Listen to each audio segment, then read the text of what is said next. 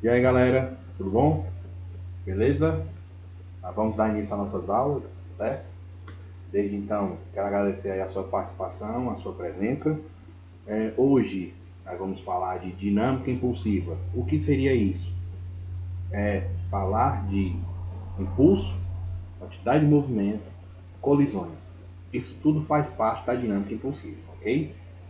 Lembrando que esse assunto ele é um assunto único, certo? Porém, partido nessas duas situações, que, ao seu ver, será de extrema importância para a sua aprovação, tá bom? Então, vem comigo. Vou fazer aqui a transição da tela. Desde já, tudo que foi escrito aqui nesta aula vai ser disponível para vocês em PDF. Beleza?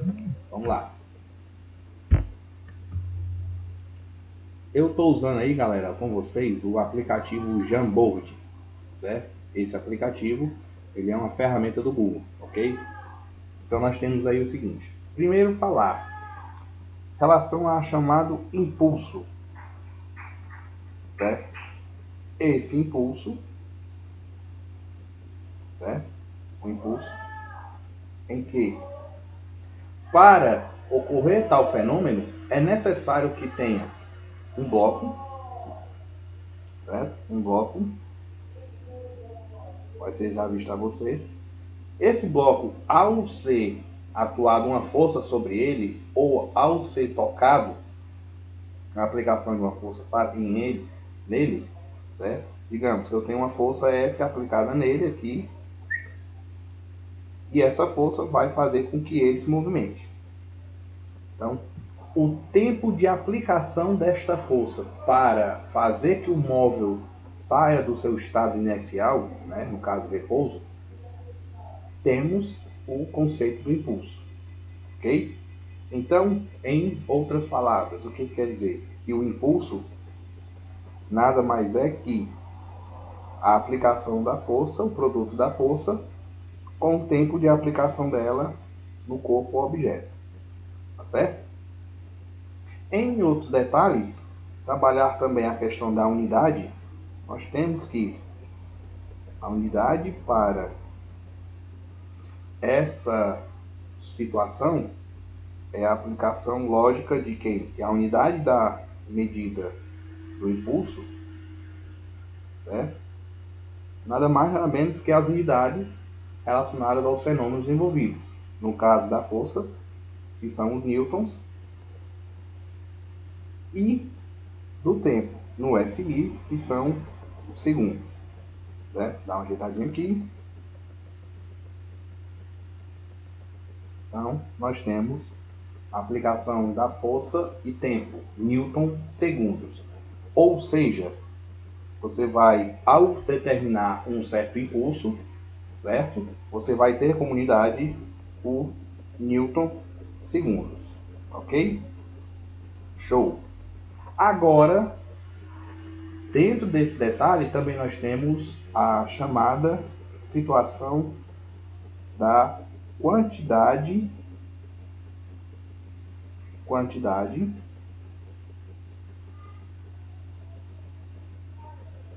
certo? Quantidade de movimento.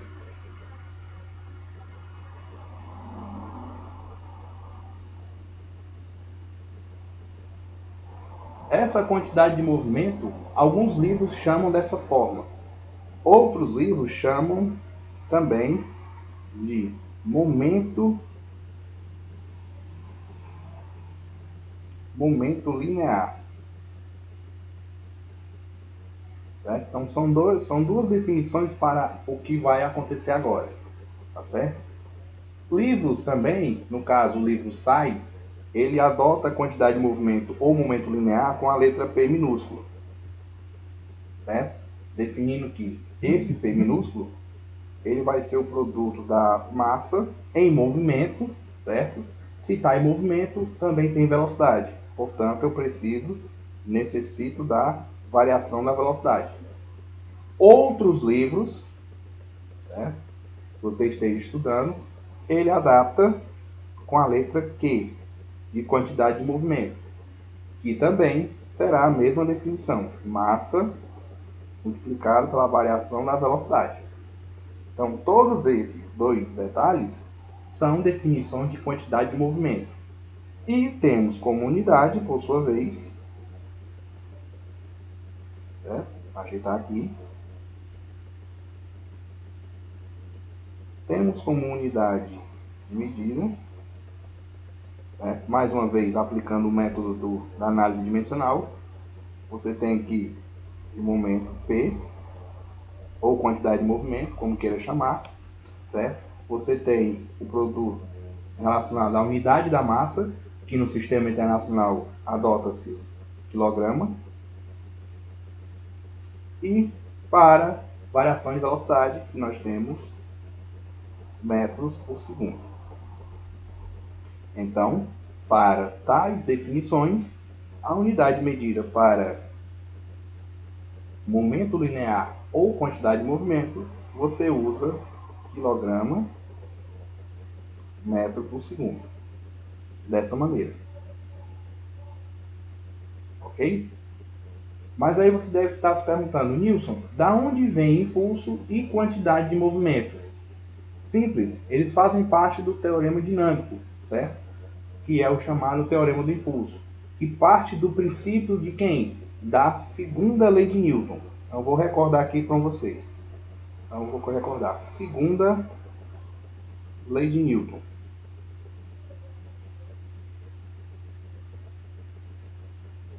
Na segunda lei de Newton, nós temos que lembrar que a força resultante é o produto da massa e a aceleração. Perfeito? Onde? Vamos pegar agora só a grandeza da aceleração. Vamos relembrar lá do movimento uniformemente variado, o princípio de aceleração, que seria a aceleração é igual à variação da velocidade sobre a variação de tempo. E vamos usar esse conceito aqui substituindo a aceleração aqui presente, ficando a seguinte coisa, vou colocar aqui de azul, em que a nossa força seria o produto da massa multiplicado por a razão ΔV, ΔT. Aí você já pode olhar clareando o seguinte, o impulso ele tem tempo, olha só, estou grafando para vocês. O momento linear tem velocidade, está aqui para vocês. Esses dois estão aqui, ó. Então, simplesmente o que acontece? Eu posso pegar esse tempo que está aqui e passar ele para o lado da força. Uma vez que ele está dividindo, ele passa para o outro lado, multiplicando. Ficando, então, a definição de que a força multiplicada pela variação de tempo é igual à massa do corpo multiplicado pela sua variação da velocidade. Nisso, nós definimos, sim, o detalhe do chamado teorema, certo? Teorema do impulso. Ok? Pronto. Essas são as características da dinâmica impulsiva. Tá certo? Numa próxima página agora, eu simplesmente irei pegar, certo? Vou passar aqui a página. E vou falar agora de colisões, ok? As colisões se referem a também as definições de impulso, quantidade de movimento ou momento linear, certo? Também trabalhando o teorema do impulso, porém, nós temos as chamadas técnicas de quê? De colisões, que são as colisões.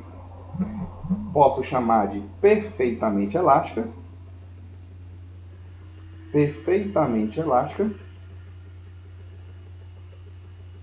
certo?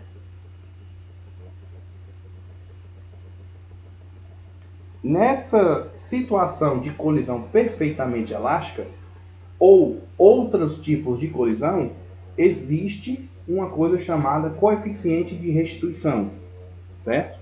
Onde nós chamamos isso de coeficiente E, certo? O que seria esse coeficiente de restituição E, Nilson? Simplesmente seria a razão entre as velocidades determinadas, certo? Velocidade de aproximação dos corpos e velocidade de afastamento, tá certo? E nessa razão, afastamento, aproximação, nós temos que o coeficiente de restrição para colisões perfeitamente elásticas, ele vai ser igual a 1, certo? Ou seja, a velocidade de afastamento é igual à velocidade de aproximação. Perfeito? Velocidade de afastamento é igual à velocidade de aproximação. Falei também para vocês, né? Então são essas características que vão te mostrar a questão do tipo de colisão perfeitamente elástica, certo? Aí nós temos também o coeficiente de restituição perfeitamente, né? Não mais perfeitamente, nós agora temos o chamado tipo de colisão inelástica. Inelástica, no qual esse tipo de colisão vai ser o que? Os corpos se batem, né? Um choque entre eles, e esse choque não vai ter coeficiente de restituição. Ou seja, do jeito que eles batem, eles se mantêm juntos. Perfeitamente elástica não, eu posso chamar popularmente de bate e volta, tá certo? Porém, a colisão inelástica, nesse caso, ela vai ser, não, ela bate e se mantém, certo? Onde, claro, totalmente, que com isso a velocidade de aproximação ela vai ser totalmente diferente da velocidade de afastamento, certo? E quando há essa diferença, certo? No detalhe da colisão inelástica, a velocidade de afastamento ela é considerada nula, zero. Então, se ela é zero, eu também digo que o coeficiente de restituição também será zero, também será nulo, certo? Deixa eu destacar aqui para vocês, né? Mais uma vez aqui elástica, ó, e a questão das velocidades. Aqui também, na inelástica, nós temos essas características que são diferenciadas. E para encerrar esse momento, nós temos agora o tipo de colisão conhecido como colisão parcialmente elástica, certo? Parcialmente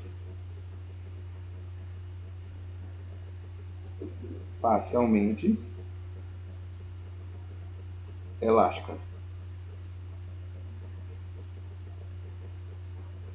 Onde nós temos que esse coeficiente de restituição para detalhes parcialmente elásticos, ele também prevê que as velocidades de aproximação também será diferente de velocidade de afastamento. Porém, essas situações elas têm como um detalhe diferente, certo? Em relação ao coeficiente E. Esse coeficiente E, ele não vai ser igual a 1. Ele vai estar entre 1, né, e 0. Ok? Digamos, deixa eu apagar aqui, que eu fiz. Ele vai estar entre 1 e 0, ou seja, ele será maior que 0 e menor que 1. Ele pode ter um valor decimal ou fracionário, como queiram chamar, certo? E as relações das energias mecânicas envolvidas também serão diferentes, né? No caso da energia mecânica para esse detalhe parcialmente elástico, certo? A energia mecânica antes, ela vai ter o quê? Ela vai ter um significativo maior do que a energia mecânica depois. Como assim, Nilson? Como assim? Como é que acontece isso? Simples. Na colisão parcialmente elástica, não vai ter aquela conservação do momento linear, certo? Onde esses aqui com certeza tem, certo? A conservação Para o parcialmente elástica, não tem essa conservação de momento, certo? Consequentemente, vai haver uma dissipação, ou seja, a energia que vai ser aplicada antes da colisão não é a mesma depois do choque, tá certo? Então, essas são as características que nós temos em relação à questão de coeficiente de restituição, que caracteriza principalmente, certo, a questão do coeficiente dos tipos de colisões, certo? Então, só para a gente encerrar, o que é o E, né? Eu coloquei aqui os valores dele, mas como eu encontro esse E, esse coeficiente de restituição? Simples. O coeficiente de restituição vai ser a razão entre a velocidade de afastamento sobre a velocidade de aproximação. O que dá sentido ao detalhezinho da inelástica ser zero, porque em cima é zero. Se embaixo fosse zero, não existiria isso, né? Estaria parado. Claro que ambos têm que estar em módulo, ok? Então, essas são as características da nossa aula de hoje, tá certo? Eu espero que vocês tenham acompanhado de uma forma transitória, legal, ok? Lembrando que vai ser colocado esse material escrito em PDF para vocês futuramente e que nossas aulas tenham maior aproveitamento, que vocês possam atingir a aprovação necessária para o sucesso de vocês, ok? Beijão a todos, um forte abraço, fiquem com Deus e até a próxima aula. Tchau!